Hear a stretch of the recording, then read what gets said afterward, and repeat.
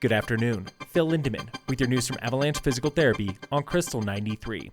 We have the latest now on two fatalities from over the weekend. A local man was found dead in his car of suspected carbon monoxide poisoning. Breckenridge PD reports the body of 35-year-old Brian Toomey was discovered early Saturday. The tailpipe of his vehicle was stuck in a snowbank.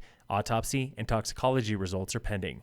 A skier died at Copper. Summit Sheriff confirms 25-year-old Justin Ott of Lakewood died Saturday after hitting a tree in Union Meadows. He was wearing a helmet. This is the 11th confirmed inbounds fatality of the season in Colorado and the 7th here in Summit. His death was previously reported as happening in Breckenridge. Dr. Anthony Bird of Washington was just offered the superintendent job at Summit School District. Bird is now negotiating his contract with the board and will likely accept the position next week. He is the district's fourth superintendent in 3 years. He comes to Summit from Teach for America, an educational nonprofit.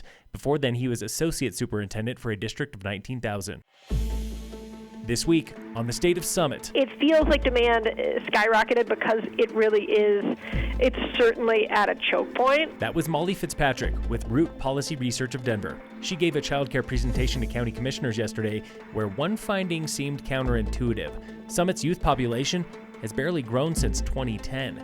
But wait, there's more. We did a demand study in 2018 as well that was only focused on the early childhood. There was demand at that time as well that exceeded the current capacity. We called Fitzpatrick for thoughts on how Summit reached this childcare choke point despite the data and the warning signs. Demand for childcare is also driven by the workforce patterns and labor force patterns, I guess I should say, of the parents, as well as what options they're looking for, what their work schedule is. You know, COVID has an impact as well, and all of those sorts of things. So there's a lot of dynamics at play, not just the number of children. And then there's this. Maybe people are talking about it more.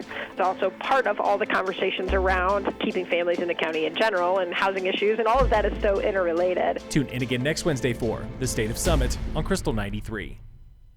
8 of 9 candidates for Breckenridge Town Council come to Beaver Run tonight for a free candidate forum. That event begins at 5 with a meet and greet. The forum starts at 6.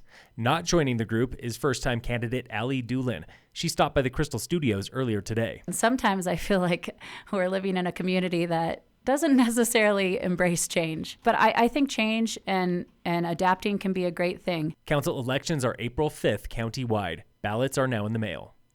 In sports, the Nuggets play the Wizards today at 5. And in local sports, Summit High Boys Lacrosse opens the season today with Eagle Valley at home. And Race 4 of the free Bubblegum Race Series is happening today at the Frisco Nordic Center. It is the only Nordic race of the series. Registration is happening now for racing at 5. Again, it's a Nordic race today. Phil Lindemann with your news from Avalanche Physical Therapy on Krystal 93.